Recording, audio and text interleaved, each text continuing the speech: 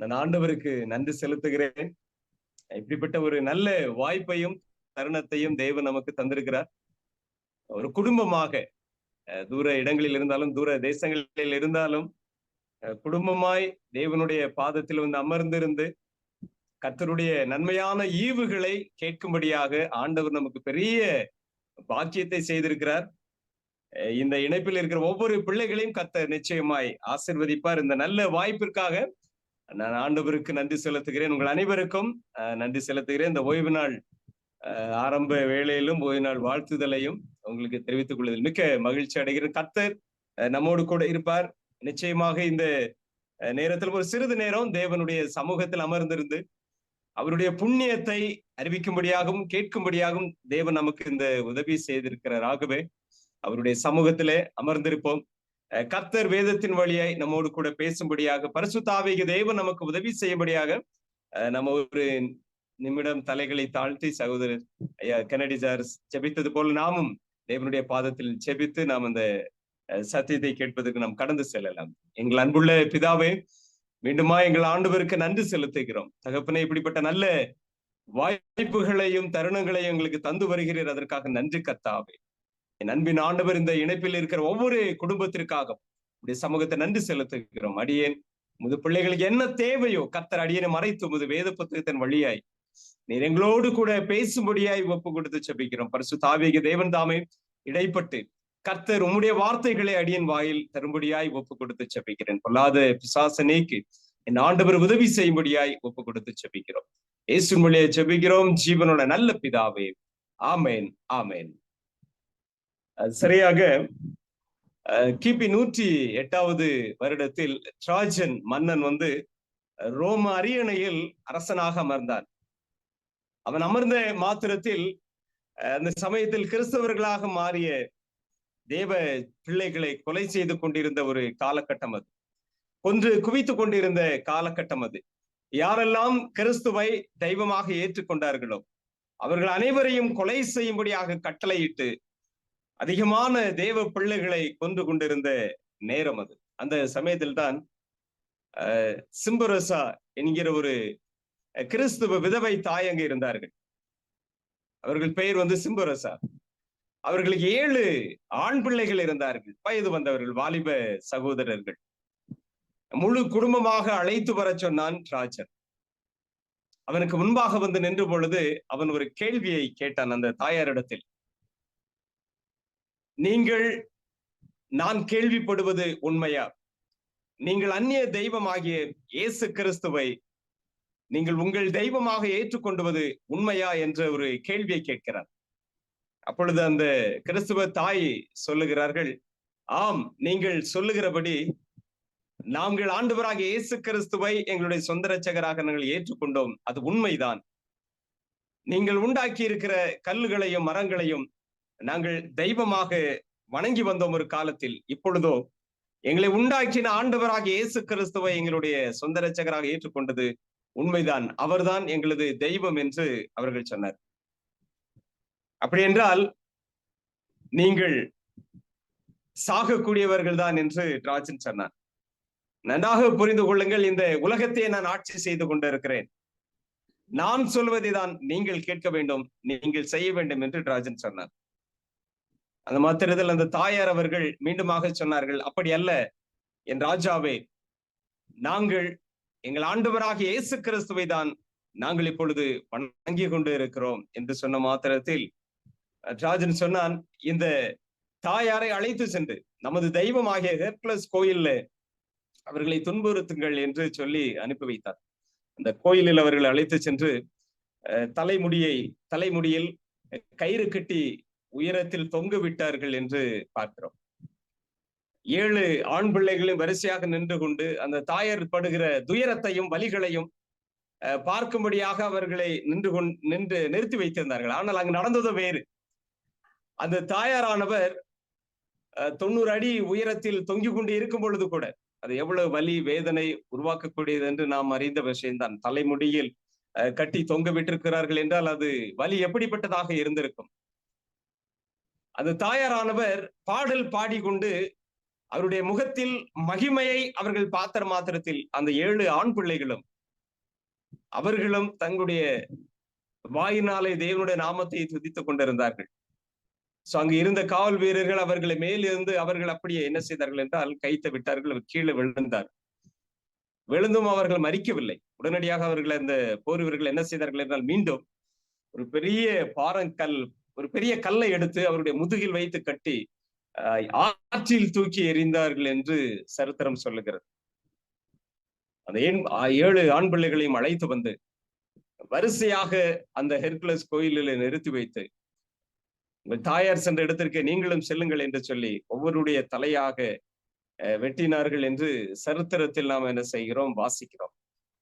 அன்பான தேவனுடைய தாசர்களே, தேவனுடைய குடும்பமே, ஆதி நாட்களில் கோடிக்கணக்கான ஜனங்கள் ஆண்டவரை நம்பி அவர் மேல் வைத்த விசுவாசத்தின் நிமித்தமாக கோடான கோடி ஜனங்கள் இரத்த சாட்சியாக மரித்திருக்கிறதை நாம் அறிந்திருக்கிறோம். அதே ஒரு கூட்டம் வருகிற காலங்களிலும் ஆண்டவருக்காக மாற இருக்கிறார்கள் என்பதில் எந்த விதமான ஒரு மாற்று கருத்தும் இல்லை. ஆனால் நாம் அப்படிப்பட்டவர்கள் அல்ல. நாம் மர்வமாக கூடிய கூட்டத்தில் இருக்கிறவர்களாக நாம் என்ன செய்கிறோம், இருக்கிறோம். ஆனால் ஆண்டவராக இயேசு கிறிஸ்துவினுடைய 2ஆம் வருகை சற்று முன்பாக வாழுகிற தேவ ஜனத்தை பார்த்து ஆண்டவராக இயேசு கிறிஸ்து சற்று வித்தியாசமாக, சற்று வருத்தமாகவும் ஒரு விஷயத்தை நம்மோடு கூட பகிர்ந்து கொள்ளுகிறார். சீக்கிரத்தில் அவர்களுக்கு நியாயம் செய்வார் என்று உங்களுக்கு சொல்லுகிறேன். ஆகிலும் மனுஷகுமாரன் வரும்பொழுது பூமியிலே விசுவாசத்தை காண்பாரோ என்று சொல்லுகிறார். ஆதி நாட்களில் கர்த்தராகிய கிறிஸ்துவை சொந்த ரட்சகராக ஏற்றுக்கொண்டு கோடிக்கணக்கான ஜனங்கள் இரத்த சாட்சியாக மரித்தார்கள். ஆனால் ஆண்டவராக இயேசு கிறிஸ்து 2ஆம் முறையாக வருவதற்கு சற்று முன்பாக வாழ்கிற இந்த காலகட்டத்தை குறித்து தேவன் தீர்க்க தரிசனமாக அன்றைய நாட்களில் ஆண்டவர் சொன்னார். அவருடைய ஊழிய நாட்களில், நான் வரும்பொழுது என் ஜனங்களுடைய மத்தியில் விசுவாசத்தை காண்பேனோ என்று சொல்லுகிறார். அப்படி என்றால் அதற்கு ஒரு காரணம் இருக்கிறது என்றும் வேத புத்தகம் சொல்லுகிறது. யாக்கோபு 2:19 நான் வாசிக்கிறேன். தேவன் ஒருவர் உண்டென்று விசுவாசிக்கிறாய், அப்படி செய்கிறது நல்லதுதான். பிசாசுகளும் விசுவாசித்து நடுங்குகின்றதே. பிசாசுகளும் விசுவாசித்து நடுங்குகின்றதே. அன்றைய நாட்களில் தேவனை விசுவாசித்து மரித்த ஜனங்கள் அநேக பேர். இந்த விசுவாசத்தில் சற்று சின்ன பிரச்சனை இருக்கிறது. அன்பான தேவனுடைய திருச்சபையே, என்னவென்று சொல்லும் பொழுது, பிசாசுகளும் விசுவாசித்து நடுங்குகிற தேவன் ஒருவர் உண்டென்று விசுவாசிக்கிறாய், அப்படி செய்கிறது நல்லதுதான். பிசாசுகளும் விசுவாசித்து நடுங்குகிறது. எப்பொழுது நடுங்குகிறது? ஆண்டவராய் இயேசு கிறிஸ்து இந்த பூமியில் ஊழியம் செய்து கொண்டு இருக்கிற காலத்தில். மார்க் 1:24 சொல்லுகிறது, பிசாசு துரத்தும் பொழுது அங்கு இருந்த பிசாசு பிடித்த மனிதன் கத்துகிறான், நீர் தேவனுடைய பரிசுத்தர் என்று கற்றுகிறான். மத்தேயு 8:29 வாசிக்கும் பொழுது, நீர் ஜீவனுள்ள தேவனுடைய குமாரன். அன்பான தேவனுடைய திருச்சபையே, தேவனுடைய பரிசுத்தர் என்று பிசாசுகள் கத்தியது, நடுங்கியது. அவருடைய தேவனுடைய குமாரன் என்று கத்தி நடுங்கிய ஒரு சம்பவத்தை நாம் என்ன செய்யறோம், பார்க்கிறோம். அப்படியானால் பிசாசுகளும் விசுவாசிக்கிறது, தேவ ஜனமும் விசுவாசிக்கிறது. இந்த 2 விசுவாசத்திற்கும் உள்ள வித்தியாசம் எப்படிப்பட்டதாக இருக்கிறது என்பதை நாம் உணர்ந்து பார்க்க வேண்டும். பிசாசுகளும் நீர் தேவனுடைய பரிசுத்தர், நீர் தேவனுடைய குமாரன் என்று நடுங்குகிறது. இந்த தேவனுடைய பிள்ளைகளாகிய நீங்களும் நானும் அதே நம்பிக்கை, அதே விசுவாசம். ஆனால் ஒரு சின்ன வித்தியாசம் இருக்கிறது. அந்த வித்தியாசத்தை தான் நாம் சற்று நேரம் தியானம் செய்ய வேண்டும் என்று நான் விரும்புகிறேன். யார் இந்த பிசாசுகள்?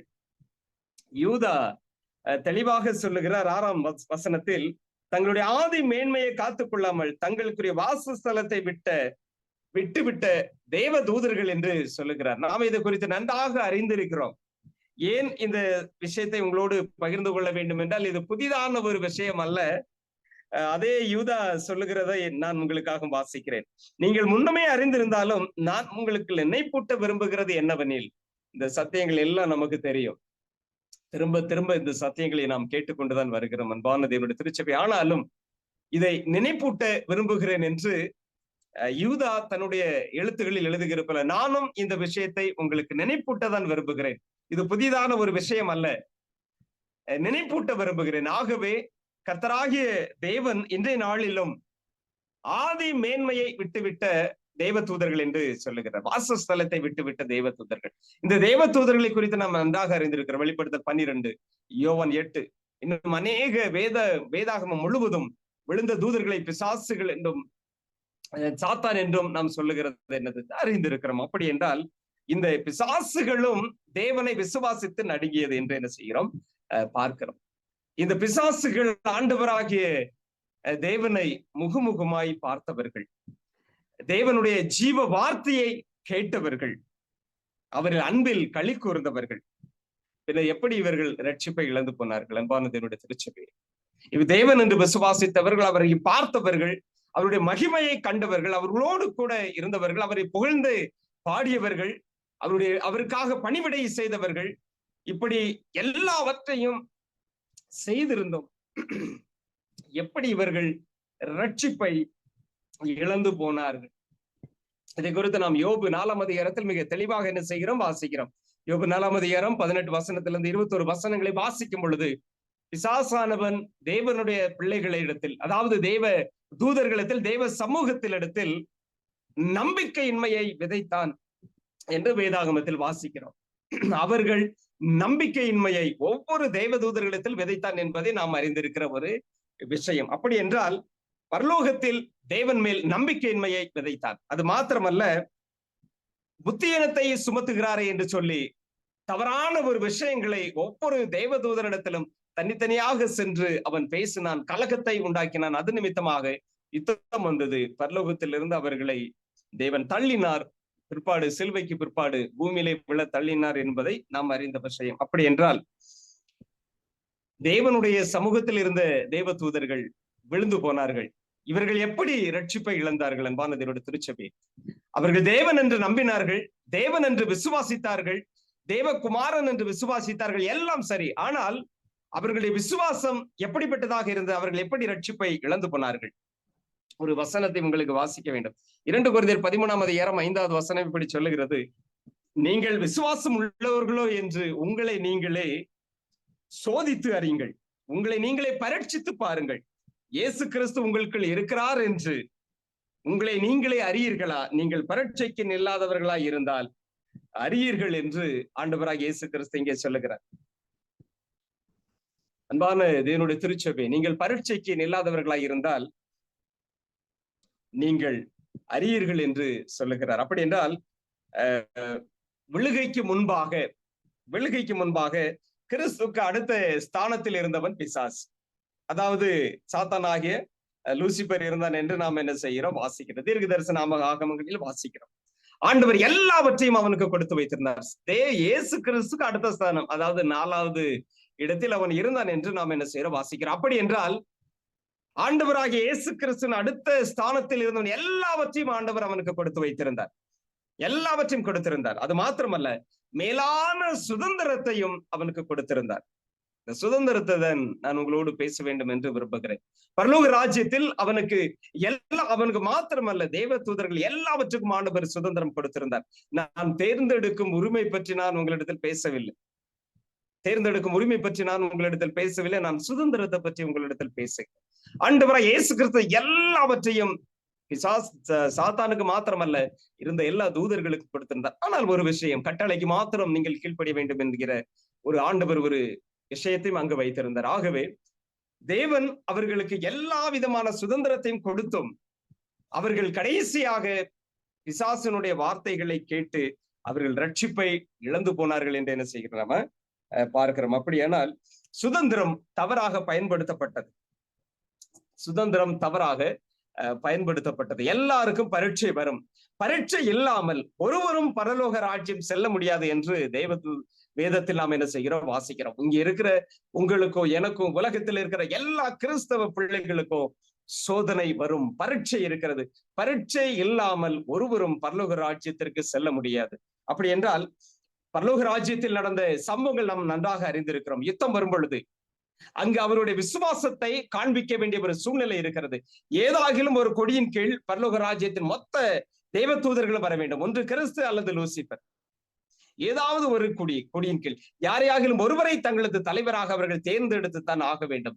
தங்களுடைய தலைவன் யார் என்பதை நிரூபித்து காட்ட வேண்டிய ஒரு சூழ்நிலை வைக்கப்பட்டார்கள். இதுதான் அவர்களுக்கு விசுவாச பரீட்சை என்று தீர்க்கதரிசி என்ன செய்கிறார் என்று எழுதுகிறார்கள்.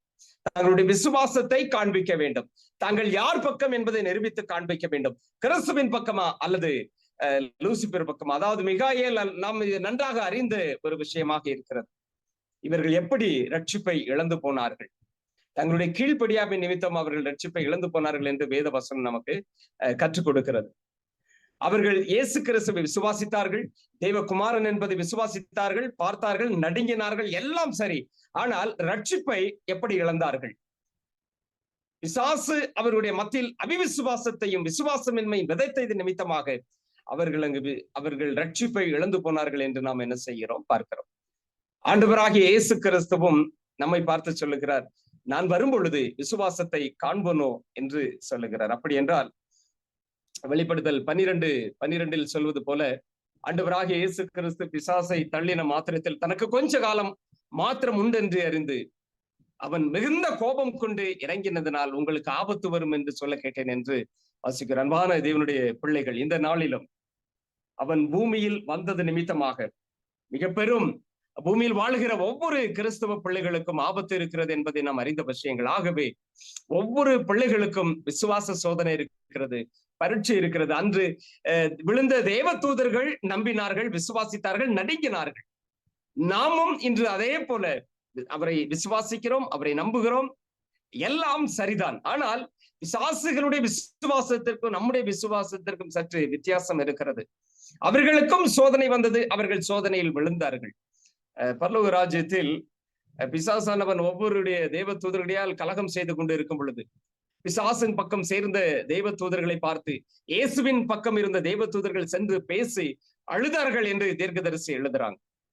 அவர்கள் நமக்கு நன்மையை மாத்திரமே செய்வார், கெடுதல் செய்ய மாட்டார் என்று எவ்வளவோ சொல்லியும் அவர்களுடைய மீறுதல் நிமித்தமாக, கீழ்ப்படியாமை நிமித்தமாக ரட்சிப்பை இழந்து போனார்கள் என்று வேதத்தில் என்ன வாசிக்கிறோம். அதே விஷயத்தை சாத்தானார்மன் பூமியிலும் செய்து கொண்டு இருக்கிறான் என்பது என்ன செய்கிறோம் பார்க்கிறோம். அப்படியானால் இந்த நாளிலும் கூட பிசாசானவன் தேவ குடும்பங்களில், தேவ ஜனத்தின் மத்தியில் எப்படி பரலோக ராஜ்யத்தில் அவிவிசுவாசத்தையும் கலகத்தையும் விதைத்தானோ, ஒவ்வொரு தேவத்தூருடைய உள்ளத்திலும் சந்தேகத்தை விதைத்தானோ, தேவனை குறித்து தவறான விஷயங்களை அங்கு எப்படி விதைத்து அவிவிசுவாசத்தை அவர்களுக்கு மத்தியில் விதைத்து அவர்கள் கலகத்தை உண்டு பண்ணி தன் பக்கம் இழுத்தான், அதே போல இன்றைய நாட்களிலும் தேவ குடும்பத்தின் மத்தியில் இந்த அவிவிசுவாசத்தை விதைத்துக் கொண்டு இருக்கிறான். அவன் நம்பிக்கை விதைத்துக் கொண்டு இருக்கிறான். அதாவது பொதுவாக கிறிஸ்துவை நம்புகிறோம், விசுவாசிக்கிறோம். அது எப்படிப்பட்ட விசுவாசமாக இருக்கிறது? பிசாசுகள் இயேசுவின் மேல் வைத்த விசுவாசமாக இருக்கிறதா, அல்லது கிறிஸ்துக்காக நின்று மரித்தார்களே ஒரு கூட்டம், இரத்த சாட்சியாக மரித்தார்களே ஒரு கூட்டம், அப்படிப்பட்ட விசுவாசத்தை கொண்டவர்களாக நாம் இருக்கிறோமா? இன்று சமீபத்திய நாட்களில் அநேக கிறிஸ்தவ குடும்பங்களில் ஊழியம் செய்து கொண்டு இருக்கிற ஒரு சூழ்நிலை ஆண்டவர் நமக்கு கொடுத்திருக்கிறார். பொதுவாகவே தேவ குடும்பத்தின் மத்தியில் என்றாலும் சரி, சபைகளில் என்றாலும் சரி, ஒரு விஷயம் தெளிவாக இப்பொழுது புரிந்து கொள்ள முடிகிறது அன்பானவர்களே. என்ன என்று சொல்லும் பொழுது, பொதுவாக ஆண் விசுவாச பிள்ளைகள் மத்தியில கூட அவ்வளவு இது நான் பார்க்கவில்லை. ஆனால் பெண்கள் மத்தியில் இந்த ஒரு விஷயம் அதிகமாக இருந்து கொண்டு இருக்கிறது. அது என்னவென்றால், கடவுள் நம்பிக்கை இல்லை என்று சொல்லுகிறதை நாம் பார்க்க முடிகிறது. செவன்த் டே அட்வென்ட் விசுவாச பிள்ளை குடும்பத்தின் மத்தியில் இப்படிப்பட்ட ஒரு வார்த்தையை அதிகமாக இப்பொழுது கேட்டுக்கொண்டு இருக்க முடிகிறது. அது என்னவென்றால், ஒரு காலத்தில் கிறிஸ்துக்காக சத்தியத்திற்காக நின்ற தேவ ஜனம், தேவ பிள்ளைகள் இன்றைய நாட்களில் கிறிஸ்துவின் மேல் அவநம்பிக்கை கொண்டவர்களாய் தெய்வமே இல்லை என்று சொல்லுகிறதை இப்பொழுது அதிகமாக நான் பார்த்து கொண்டு இருக்கிறேன். ஆகவேதான் இந்த சத்தியத்தை உங்களோடு கூட பகிர்ந்து கொள்ள வேண்டும் என்று விரும்புகிறேன். ஆண்டவர் நமக்கு எல்லா விதமான நன்மைகளையும் கொடுத்திருக்கிறார், சுதந்திரத்தை கொடுத்திருக்கிறார். எப்படிப்பட்ட சுதந்திரம்? பிசாசானவன் சில அதிகமான விஷயங்களை அவன் பயன்படுத்திக் கொண்டுதான் இருக்கிறான். தெய்வ ஜனத்தை, தெய்வ குடும்பத்தை கிறிஸ்துவனிடத்திலிருந்து பிரித்து எடுப்பதற்காக அதிகமான விஷயங்களை குடும்பத்திற்குள் அவன் செயல்படுத்திக் கொண்டு இருக்கிறான். அதில் மிக முக்கியமாக குடும்பத்திற்குள் அவிவிசுவாசத்தை விதைத்துக் கொண்டிருக்கிறான். தேவனுக்காக நின்ற குடும்பம், அது மாத்திரமல்ல ஊழியக்கார பிள்ளைகள், அவருடைய குழந்தைகள், பிள்ளைகள், வாலிப சகோதர சகோதரிகள் அவர்கள் மத்தியிலும் இது அதிகமாக இன்று காணப்படுகிறது. என்னவென்றால் தெய்வ நம்பிக்கை அதிகமாய் குறைந்து கொண்டே வருகிறது. அதற்கு மிக முக்கியமான ஒரு காரணம், சில காரணங்களை மாத்திரம் நான் சொல்லி முடிக்க வேண்டும் என்று ஆசைப்படி. முதலாவது குடும்பம். குடும்பத்திற்குள்ளாக நடக்கிற பிரச்சனைகள், நடக்கிற விஷயங்கள், நம்மை சுற்றி நடக்கிற ஒவ்வொரு சம்பவங்கள், சமுதாயம், சபை, சூழ்நிலை, இவை எல்லாவற்றையும் அவர்கள் பார்க்கும் பொழுது பொதுவாக கணவன் மனைவிக்குள்ள பிரச்சனை என்று அதிகமாக இருந்து கொண்டிருக்கிறது. தேவன் கொடுத்த தன்னுடைய சுதந்திரத்தை தவறான விதத்தில் பயன்படுத்துகின்ற ஒரு விஷயத்தை இன்று நாம் பார்க்க முடிகிறது. கணவன் என்கிற ஒரு சுதந்திரத்தை ஆண்டவர் கொடுத்திருக்கிறார், ஒரு அதிகாரம் அவர்களுக்கு இருக்கிறது. இந்த அதிகாரத்தை அவர்கள் தவறாக பயன்படுத்துகிற ஒரு காரணத்தின் நிமித்தமாக குடும்பத்தில் பிரச்சனைகளும், சண்டைகளும், போராட்டங்களும், பிரிவினைகளும், விவாகரத்துகளும் என்று அதிகமாக ஆகிக் கொண்டே இருக்கிறது. அன்பானவர்களே, தேவன் நன்மையான ஒரு விஷயத்தை நமக்கு கொடுத்திருக்கிறார். குடும்பம் என்கிற ஒரு அழகான ஒரு விஷயத்தை கொடுத்திருக்கிறார். தேவன் சுதந்திரம் என்கிற ஒரு நல்ல ஒரு விஷயத்தை நமக்கு கொடுத்திருக்கிறார். அந்த சுதந்திரத்தை தவறாக பயன்படுத்துவதை நாம் பார்க்கிறோம். உதாரணத்திற்கு, ஒரு கணவனாக இருக்கிற நான் கோபப்படுகிறேன் என்று வைத்துக் கொள்ளுவோம். எனக்கு அந்த அதிகாரம் இருக்கிறது, ஆகவே நான் கோபப்படுகிறேன். கோபப்படுகிறதில் எந்த ஒரு தவறும் இல்லை. அடிக்கும் பொழுது, அது மனைவியாக இருக்கட்டும், பிள்ளைகளாக இருக்கட்டும், அடிக்கும் பொழுது அங்கு சூழ்நிலை முழுவதுமாக மாறுகிறது. தேவன் நமக்கு அந்த அதிகாரத்தை நமக்கு கொடுக்கவில்லை. அந்த சுதந்திரத்தை நாம் தவறாக பயன்படுத்தும் பொழுது அது வேறு விதமாக அது மாறுகிறது. அன்பானவர்களே, ஏன் கோபப்படுவது தவறு இல்லையா என்று ஒரு கேள்வி கேட்கலாம். அடிப்பது தவறு இல்லையா என்று ஒரு கேள்வி கேட்கலாம். ஆனால் விஷயம் அது அல்ல. அன்பினால் எல்லாவற்றையும் சாதிக்கலாமே தவிர, நமக்கு அதிகாரம் இருக்கிறது, ஆண்டவர் நமக்கு அந்த சுதந்திரத்தை கொடுத்திருக்கிறார் என்று சொல்லி நாம் கோபப்படுவதோ எந்த ஒரு பிரயோஜனமும் இல்லை என்பதை நாம் அறிந்திருக்கிறோம்.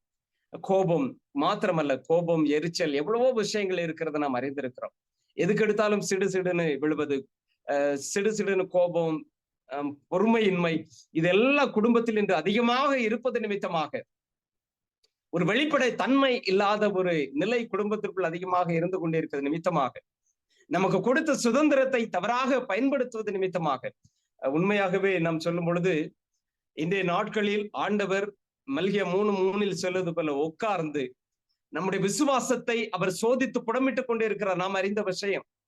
அப்படி என்றால் அவர் மகா பரிசுத்தத்துக்குள்ள இருந்து நம்முடைய குணத்தை அவர் சரிபடுத்திக் கொண்டிருக்கிறார். அன்பார்களே, அப்படி என்றால் நம்முடைய குண குறையோடு பரலோகத்துக்கு அவர் நம்மளை அழைத்து செல்ல முடியாது. அப்படி என்றால் நாம் பெரிய பெரிய விஷயங்களை நாம் செய்ய போவது இல்லை. ஆனால் சின்ன சின்ன விஷயங்களில் ஆண்டவர் கருத்தாய் கவனித்துக் கொண்டிருக்கிறார். என்று சொல்லும் பொழுது இந்த சின்ன சின்ன விஷயங்களை, அதாவது கோபம், சிடுசிடுப்பு, எரிச்சல், இதையெல்லாம் நாம் விடவில்லை என்றால் நமக்கு பெரிய உபத்திரவங்கள் வரும் பொழுது, பெரிய சோதனைகள் வரும் பொழுது நிச்சயமாய் நம்மால் அதில் ஜெயிக்க முடியாது. ஆகவேதான் குடும்பம் என்கிற ஒரு விஷயத்தை நமக்கு கொடுத்து நம்முடைய குணங்களை எல்லாம் மீட்க முடியும். பாருங்களேன், கோபப்படணும்னு ஆசை வருது, ஆனா நம்ம அதை படக்கூடாது. உண்மையாகவே கிறிஸ்து நமக்குள் இருந்தால், வேத வசனத்தை நம்ம வாசித்தது போல, 13:5 வாசித்தது போல, கிறிஸ்து உங்களுக்குள் இருக்கிறார் என்பதை நீங்கள் அறியவில்லையா? நீங்கள் பரீட்சைக்கு நில்லாதவர்களா இருந்தால் அறியீர்கள். அப்ப நம்ம கோபப்படுவது ஒரு சூழ்நிலை அங்கு சாத்தான் உண்டாக்குவான். அது பிள்ளைகள் மூலமாக வரலாம். பிள்ளைகளுக்கும் சுதந்திரம் இருக்கிறது. ஆகவே அந்த சுதந்திரத்தை அவர்கள் தவறாக பயன்படுத்தினார்கள் என்றால், எங்களுக்கு எல்லா சுதந்திரமும் இருக்கிறது என்று அவர்கள் அதை பயன்படுத்தும் பொழுது குடும்பத்திற்குள் பிரச்சனைகளும் குழப்பங்களும் வருகிறது. அந்த சுதந்திரத்தை சரியான விதத்தில், தேவன் விரும்புகிற விதத்தில், பெற்றோர்கள் விரும்புகிற விதத்தில் வாலிப பிள்ளைகளும் குழந்தைகளும் இருப்பார்கள் என்றால் அந்த குடும்பம் பரலோகமாக இருக்கிறது என்று நாம் என்ன செய்கிறோம், அறிகிறோம். அதை பிசாசானவன் இன்று குலைத்துக் கொண்டு இருக்கிறான், சீர்குலைத்துக் கொண்டு இருக்கிறான். சின்ன சின்ன விஷயங்களில் குடும்பம் வெடிக்கிறது, சின்ன சின்ன விஷயங்களில் குடும்பம் சிதைந்து கொண்டு இருக்கிறது. அன்பாருங்கள், ஆகவே நம்ம கோபப்பட வேண்டும் என்ற ஆசை வரும் பொழுது கிறிஸ்து என் அருகில் நின்று கொண்டிருக்கிறார், அவர் மறைமுகமாக என் பக்கத்தில் நின்று கொண்டிருக்கிறார், அவர் எனக்குள் இருக்கிறார் என்று நாம் விசுவாசித்தோம், நம்பினோம் என்றால், இதுதான் நம்பினோம் என்றால் நிச்சயமாக அந்த குடும்பத்திற்குள்ளாக சண்டைகளும் குழப்பங்களும் பிரச்சனைகளும் வராது. என்று இது நான் பிரசங்கம் செய்ய வேண்டும் என்பதற்காக பேசவில்லை. அனுபவத்தின் நிமித்தமாக இதை நான் அனுபவிச்சது நிமித்தமாக இதை உங்களுக்கு நிச்சயமாக நாம் ஜெயிக்கலாம். கிறிஸ்து நமக்குள் இருந்தால் நிச்சயமாக ஜெயிக்கலாம். இரண்டாவதாக, பிசாசானவன் கையில் எடுத்திருக்கிற இரண்டாவது மிகப்பெரிய ஒரு விஷயம் என்னவென்றால் சுகவீனம், பலவீனம், வியாதி, நோய். ஆண்டவராக இயேசு கிறிஸ்து யாக்கோபு 1 13 வசனத்தில் சொல்லுகிறார், பொல்லாங்கினால் கூட நான் ஒருவரையும் சோதிக்க மாட்டேன், அவர் சோதிக்கிறவரும் அல்ல. அப்படி என்றால் வியாதிகள் எப்படி வருகிறது? பிசாசானவன் கொண்டு வருகிறான். தேவனுடைய அனுமதியினால் தேவ பிள்ளைகளை அழித்துக் கொண்டு இருக்கிறான் என்று என்ன செய்கிறோம் நாம் பார்க்கிறோம்.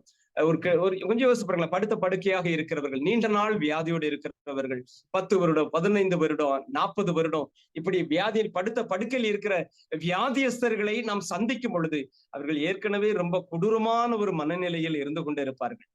ரொம்பவும் நம்பிக்கை இழந்த ஒரு நிலை.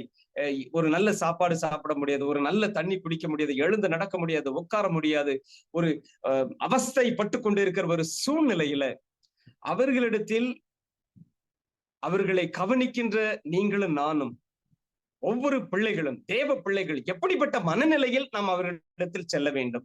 பிசாசானவன் இங்குதான் அவனுடைய தந்திரங்களையும் வஞ்சகங்களையும் இங்குதான் அவன் பயன்படுத்துகிறான். எப்படி என்று சொல்லும் பொழுது, ஏற்கனவே வலிகளிலும் வேதனைகளிலும் இருந்து கொண்டிருக்கிற வியாதியஸ்தர்களுடைய சமூகத்துல நம்ம செல்லும் பொழுது அவர்கள் அப்படிதான் இருப்பாங்க. ஏன்னா அவங்களுக்கு எரிச்ச உடல் பலவீனம், உடல் வலி, வேதனை, அப்படிப்பட்ட ஒரு சூழ்நிலையில் கொஞ்சம் வயதானவர்களை எடுத்துக்கொள்வோமே, குழந்தையை விட மோசமான நிலையில் அவர்கள் செயல்பாடுகள் இருக்கும். எல்லாவற்றையும் நாம் தான் செய்ய வேண்டிய ஒரு நிலை இருக்கும். அந்த நேரத்துல போய் அவங்க ஏற்கனவே வலிகளிலும் வேதனைகளில் இருக்கும் பொழுது நாம் அவர்களிடத்தில் சென்று எரிச்சலையும் கோபத்தையும் சிடுசிடுப்பையும் நாம் அவர்களிடத்தில் காட்டினோம் என்றால் அவர்களுடைய நிலைமை எப்படிப்பட்டதாக இருக்கும் என்பதை நாம் உணர்ந்து பார்க்க வேண்டும். பிசாசானவன் அடுத்து அவன் பயன்படுத்துகிற மிக முக்கியமான ஒரு விஷயம் வியாதி. தேவ ஜனங்களிடத்திற்கு, தேவ பிள்ளைகளிடத்தில் வியாதி என்பது ஒரு பெரிய விஷயம் அல்ல. ஈசாக்கை எடுத்துக்கொள்ளும் 20 ஆண்டுகள் பிள்ளைகள் இல்லாமல், மனைவி இல்லாமல் 20 ஆண்டுகள் கண் பார்வையற்றவராக இருந்ததை நாம் என்ன செய்கிறோம், அறிகிறோம். அது மாத்திரமல்ல, எலிசா நீண்ட நாட்கள் வியாதியோடவே இருந்தார். அதனால்தான் தேவன் உல்தாளை தீர்க்கதரிசியாக அமர்த்திருந்தார் என்று நாம பார்க்கிறோம். பவுலை நினைத்து பார்க்கிறோம், சாகிற வரையிலும் அவருக்கு வியாதி இருந்தது என்பதை என்ன செய்யறோம் பார்க்கிறோம். இந்த திருச்சபையினுடைய தீர்க்கதரிசி கூட வியாதியோட தான் மரித்து போனார் என்று பார்க்கிறோம். வியாதி ஒரு பெரிய விஷயம் அல்ல, அது நமக்கு கொடுத்திருக்க சுதந்திரம். அதாவது தேவனை தூசிக்கலாம், தேவனை மறுதலிக்கலாம், அல்லது தேவனை உயர்த்தலாம், தேவனை புகழ்ந்து பாடலாம். அந்த வியாதியின் மத்தியிலும் நோயின் மத்தியிலும் ஆண்டவர் இந்த வியாதி எனக்கு கொடுத்திருப்பதற்கு நல்லதுதான். ஆகவே ஏன் என்று சொல்லும் பொழுது நாம் தேவனை உயர்த்துவதற்கும், தேவனை அவர் நல்லவர் என்று வெளிப்படுத்துவதற்கும், என் விசுவாசம் எப்படிப்பட்டது என்று நிரூபிப்பதற்கும் நான் வணங்குகிறவர் இன்னார் என்று அறிவேன். பவுலும் சொன்னார், இந்த திருத்தப்பினுடைய தீர்க்கதரிசியும் சொன்னார் என்று அறிந்திருக்கிறோம். அப்படியானால் வியாதி ஒரு பொருட்டல்ல. அந்த தேவன் நமக்கு அந்த வியாதியின் நேரத்தில் கொடுத்திருக்கிற சுதந்திரத்தை நாம் எப்படி பயன்படுத்துகிறோம்?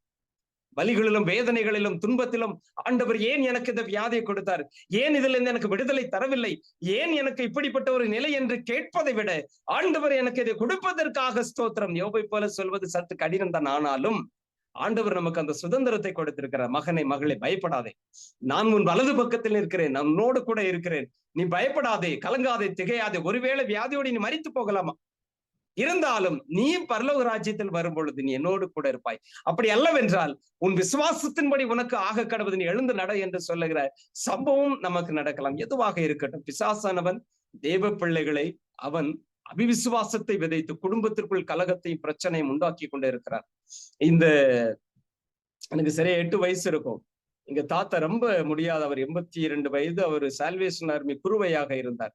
ஆஸ்பத்திரியில் அவர் கவனிப்பதில் யார் கிடையாது. ஏன்னா எங்க அம்மா மாத்திரம்தான், யாருமே இல்லை. நான் பள்ளி படிப்பை கூட நிப்பாட்டி விட்டு எங்க தாத்தா கூட புத்தேர் ஆஸ்பத்திரி நாகர்கோயில் இருக்கிறது, அவர் கூடவே இருந்தேன். அடிக்கடி ஆஸ்பத்திரி போய், ஏன்னா சுகர், நிறைய பிரச்சனைகள் அவருக்கு இருந்தது. அப்படிப்பட்ட ஒரு சூழ்நிலையில நர்சஸ் எல்லாம் அவரை கவனிக்கும் பொழுது சில நேரத்துல அப்படி எஞ்சி டாய்லெட் போறதுக்குள்ள அப்படியே வழியில எல்லாம் கழிஞ்சிருவார். சோ நர்சஸ் எல்லாம் திட்டுவாங்க, நான் தான் அதை தொடச்சி எடுக்கணும். சோ அப்படிப்பட்ட ஒரு நிலையில அவங்க எப்படி ஒரு பேஷண்ட்டை ட்ரீட் பண்றாங்க, இப்படி இதெல்லாம் நான் என்ன செய்யறேன் பார்த்திருக்கிறேன். கடைசியா சாகுறதுக்கு முன்னாடி ஒரு நாள், முதல் நாள் எங்க தாத்தா என்னை அழைச்சு என் தலையில கை வச்சு ஜெபம் பண்ணி, நீ ஒரு பெரிய ஊழியக்காரனா வரணும் அப்படின்னு சொல்லி அவர் ஆசீர்வதிச்சார். அதை நான் மறக்கவே இல்லை. அந்த சமயத்தை ஏதை நான் உங்களுக்கு இந்த வியாதி குறிச்சு அதிகமா பேசுறேன் அப்படின்னா, நான் நிறைய விஷயங்களை நான் அதை பார்த்ததுனால சொல்றேன். அவங்க ரொம்ப வலிக்கும், அவங்களுக்கு ரொம்ப வேதனை இருக்கும், ரொம்ப மோசமான ஒரு நிலையில தள்ளப்பட்டிருப்பாங்க. அந்த நிலையிலிருந்து வெளி வரமாட்டோமா என்று தவித்துக் கொண்டு இருக்கிற ஒரு நிலையில வரும் பொழுது, அந்த நேரத்துல நம்ம அதிகமாய் கர்த்தரை குறித்தோ அதிகமான நிதானத்தோடு பொறுமையோடும் நாம் இருக்க வேண்டாம். அந்த நிதானத்தையும் பொறுமையும் பிசாசு என்ன செய்வான், நம்மளை விட்டு எடுப்பான். அப்ப அந்த நேரத்துல கிறிஸ்து நமக்குள் இருந்தால் அவர்களை எப்படி நாம கவனிப்போம், எப்படி நாம அவர்களை பராமரிப்போம் என்பதை, எப்படி கிறிஸ்து தன்னுடைய பிள்ளைகளை பாதுகாத்தாரோ பராமரித்தாரோ அந்த ஒரு விஷயம், அந்த ஒரு குணம் ஒருவேளை நமக்கு அது பரீட்சையாக நம்ம இருக்கலாம். ஒவ்வொருத்தருக்கும் ஒவ்வொரு சூழ்நிலை இருக்கிறது. அதாவது பிறந்தது முதற்கொண்டு இறுதி வரையிலும் ஒரே ஒரு சோதனை கண்டிப்பா நமக்குள்ள இருக்கும். அந்த பலவீனத்தை ஜெயிக்கிறதுதான் நமக்கு போராட்டம். வாழ்க்கை முழுதும் ஒரு விஷயம் தான் இருக்கும். யோசேப்பை பாருங்க, தாவீதை பாருங்க, எல்லாருக்கும் ஒண்ணுதான்.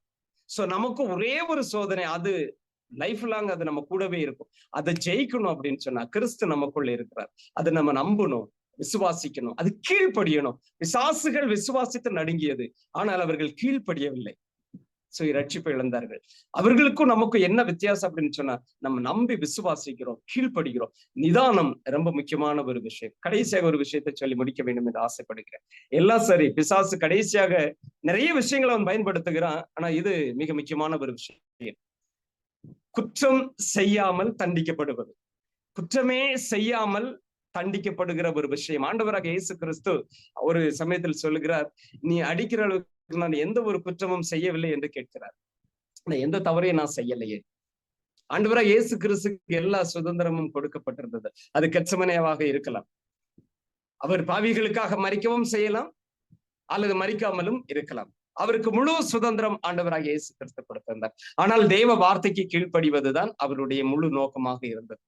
யோவான் 8 நம்ம வாசிக்கிறோம், ஒரு நொடி பொழுது கூட ஆண்டவராகிய பிதாவை விட்டு அவர் பிரிந்திருக்கவில்லை என்று வேதத்தில் வாசிக்கிறோம். அப்படி என்றால் கிறிஸ்து உங்களுக்குள் இருக்கிறார் என்று அறியீர்களா? பரீட்சைக்கு நில்லாதவர்களா இருந்தால் அறியீர்கள்.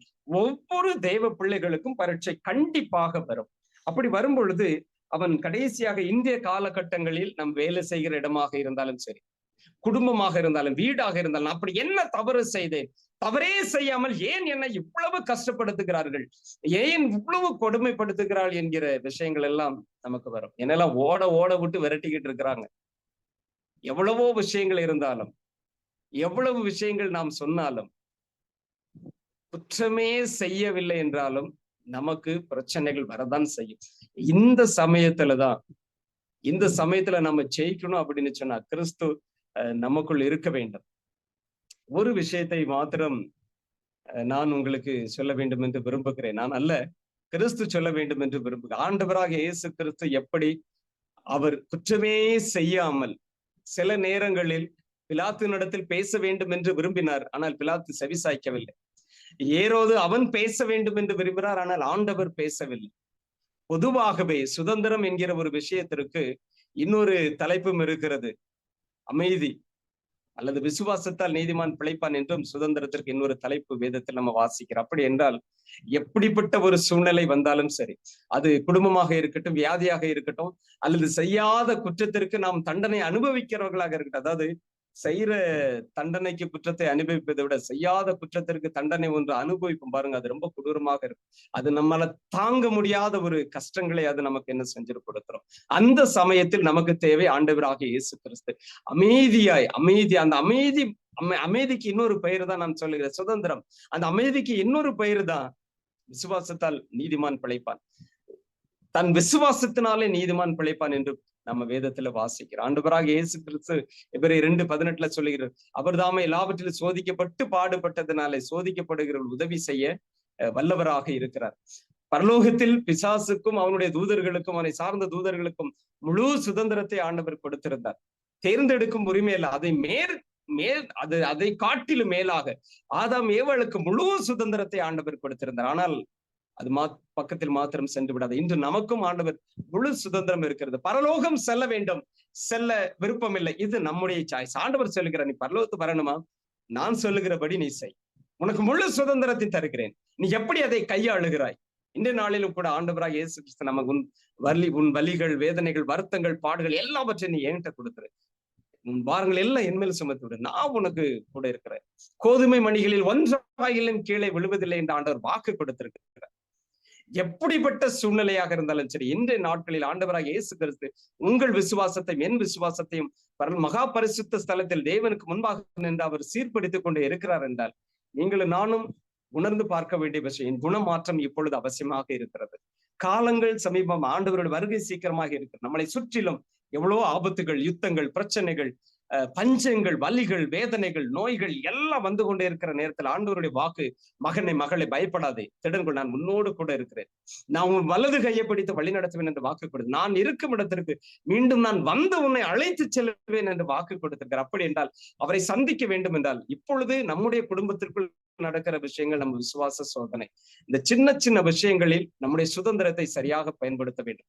அமைதி, சில நேரங்களில் நாம் பேசித்தானே ஆக வேண்டும் என்று நாம் நினைப்போம். ஆனால் ஆண்டவராய் இயேசு கிறிஸ்து அப்படி கூட நினைக்கவில்லை. குற்றமே செய்யாமல் அவர் தண்டிக்கப்பட்டார். ஆனால் இப்பொழுது ஜெயித்தார். ஜெயித்து நான் இருக்கிற இடத்தில் நான் உங்களையும் அமர செய்வேன் என்று வாக்கு கொடுத்திருக்கிறார். ஆகவே நமக்கு ஆண்டவர் சுதந்திரம் என்கிற ஒரு விஷயத்தை கொடுத்திருக்கிறார். தன் விசுவாசத்தால் நீதிமான் பிழைப்பான்.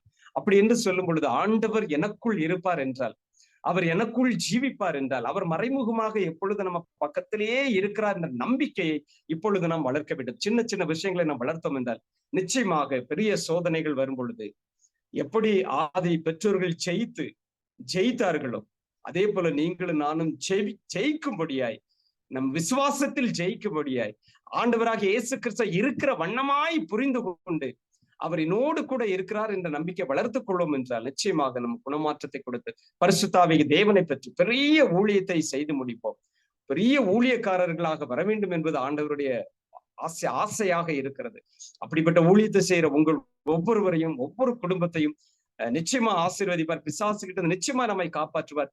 அப்பத்திற்கும் தண்ணீருக்கும் எந்த குறைச்சலும் வராது என்று வாக்கு கொடுத்திருக்க. அப்படிப்பட்ட வாக்குத்தத்தை பெற்றவர்களாய் நம்முடைய குணமாற்றத்திற்கான விஷயங்கள் நமக்கு ஆண்டவர் திரும்ப திரும்ப தந்து கொண்டே இருக்கிறார்.